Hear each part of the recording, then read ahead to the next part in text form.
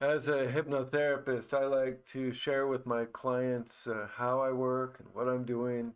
I actually am looking to train my clients to be their own self-hypnotherapists. So, in this, I want to talk about mindset, growth-oriented versus fixed, and is it hypnotic? And how's that work? And to do so, we'll have to understand hypnosis and trance.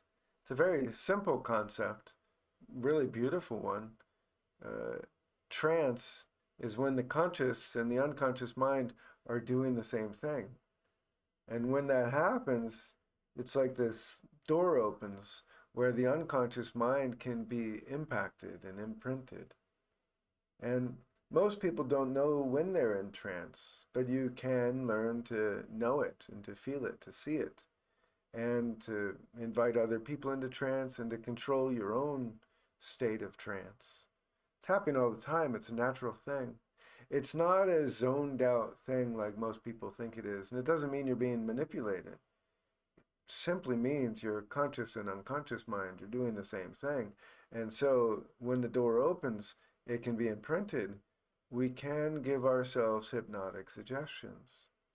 So it's very easy to go into trance. It's also very easy to break trance. And we want to do both of them in order to cultivate the garden of our unconscious mind. With this way of viewing trance, which is not standard, but to me this is what it actually is, you can recognize that people are going in and out of trance all the time. In fact, a passing thought is like a little trance. And they take it, and for that little moment, their conscious and their unconscious mind are doing the same thing. Same thing when a trauma happens. It's like, oh my gosh, this happens. And in that moment, the conscious and the unconscious mind are doing the same thing, and the unconscious mind is imprinted. Otherwise, it wouldn't be traumatic. Similarly, in order to remove trauma, we do need to go into a trance. Otherwise, the unconscious mind will not be resolved. All we really need to do is convince the unconscious mind that that trauma doesn't exist anymore, and the unconscious mind will take care of the rest. It really is that easy. But for thousands of years, no one understood this. Some crazy wise people, I'm sure, used it quite a bit. But it was only in the last 50 years, really, that we gained an understanding of how this works, largely through the work of Milton Erickson, a hero of mine. So the thing is with mindset, we have fixed mindset and growth oriented mindset. And the question here is mindset hypnotic? And fixed mindset is like abilities are innate, talent is predetermined. Feel how this feels.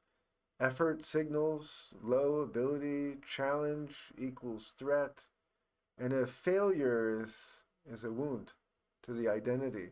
All of these feel very heavy and fixed, and they're a way of thinking and interpreting that implies that we're things. And it's like we're looking to the unconscious mind to say, where are the things? It's like this is it's limiting beliefs. It's really trauma-based beliefs, and you can feel how fixed it is. And we can be entranced by the world and think that's reality, in which case we have a fixed mindset, not in a pretty situation. People with growth oriented mindset, it's like, well, we can develop abilities, and through effort, we can build skills. And a challenge is an opportunity, and failure is just feedback. And who we are, our identity, is evolving. And this way we can feel, with these kind of thinking, we can feel motivated and resilient and learn quickly and problem solve and things like this. But the thing is, these growth oriented mindsets, they're really a kind of trance. And it's becoming entranced with possibility and entranced with what hasn't been written yet into the unconscious mind. So yes, it's a way of thinking. And I do love Carol Dweck's book. She largely popularized this, discovered this, and wrote about this. She's a psychologist from Stanford. And but the thing is, like, it's not just a way of thinking. It's a way of being in a trance of our own creation. So we don't have to be thinking to be in a growth-oriented mindset trance. In fact, it's very easy. I think everyone should know how to do it all the time.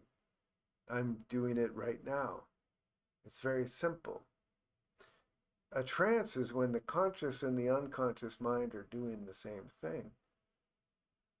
But the unconscious mind, we largely think of where did I leave my keys and what did I have for breakfast and all this stuff. But no, the unconscious mind is a vast space of sorts. And parts of it we've written stuff in, but vast amounts are always, always clear and yet to be created. It's like skiing over snow after a snowstorm before anyone else, the unbroken snow, or like on a lake in the early morning before the wind is blown. No ripples, just like glass. Like there's always parts of our unconscious mind that are like that. And if we feel into that part of the unconscious mind, know that part of the unconscious mind, and know that we're experiencing that freshness, that clarity. It's like life itself is unbroken, uncreated, unmanifest, unconditioned.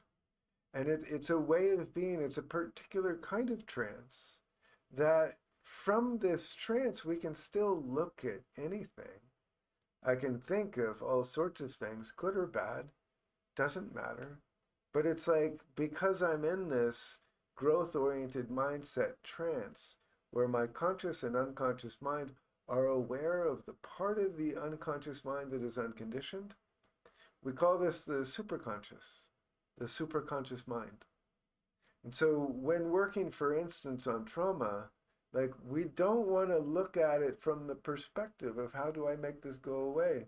Or we fall into the identity of the one who has this problem and we're reinforcing the thing that we would like to just disappear already. As soon as we convince the unconscious mind that this isn't a thing of any import, the unconscious mind will adjust the unconscious mind itself. So how do we come in to meet the superconscious mind? How do we stay there? How do we work with things? It's a practice, and it goes counter to everything that we've ever learned. In summary, I would say that mindset, growth-oriented, isn't just a way of thinking. It's a way of being entranced by the part of the unconscious mind that is unconditioned. We can call this the superconscious mind. And it's a beautiful thing. It's almost like the starting point for, in a good way, working with trauma and seeing our experience and coming to know who we really are. Because who we really are is not something we've ever learned before. It's right here, right now. And we want to be here for it. So that's why I have to say on growth-oriented mind and the superconscious mind. I have groups. You can sign up on my website and come meet me on a Monday. We can work on stuff. Wishing the very best. Bye-bye.